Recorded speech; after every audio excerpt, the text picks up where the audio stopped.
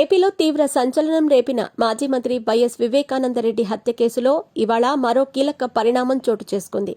ఈ కేసులో నిందితుడిగా ఉన్న కడప ఎంపీ వైఎస్ అవినాష్ రెడ్డికి సుప్రీంకోర్టు నోటీసులు జారీ చేసింది.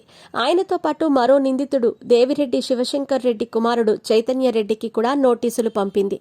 వివేక కుమార్తె సునీతారెడ్డి దాఖలు చేసిన పిటిషన్పై విచారణలో భాగంగా సుప్రీంకోర్టు ఈ నోటీసులిచ్చింది. వైఎస్ వివేకానందరెడ్డి హత్య కేసులో సీబీఐ అరెస్ట్ చేసిన నిందితులు జైల్లో ఉన్నారు. వీరిని నిందితుల్లో ఒకరైన అవినాష్ రెడ్డికి ప్రధాన అనుచరుడైన మరో నిందితుడు దేవిరెడ్డి శివశంకర్ రెడ్డి కుమారుడు డాక్టర్ చైతన్య రెడ్డి జైలుకు వెళ్లి అప్రూవర్గా మారిన దస్తగిరిని బెదిరించినట్లు ఆరోపణలొచ్చాయి. వీటి ఆధారంగా అవినాష్ రెడ్డికి గతంలో మంజూరు చేసిన ముందస్తు బెయిల్ రద్దు చేయాలంటూ వివేక కుమార్తె సునీతారెడ్డి పిటిషన్ దాఖలు చేశారు.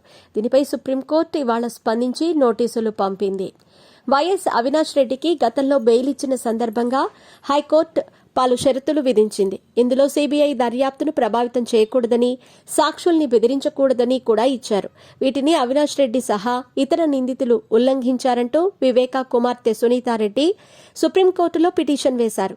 దీనిపై విచారణ జరిపిన సుప్రీంకోర్టులోని CJI justice Sanjiv Khanna bench వీటిపై వివరణ ఇవ్వాలంటూ అవినాష్ రెడ్డితో పాటు జైలుకు వెళ్లి నిందితుల్ని బెదిరించిన ఆరోపణలు ఎదుర్కొంటున్న చైతన్య రెడ్డికి నోటీసులిచ్చింది.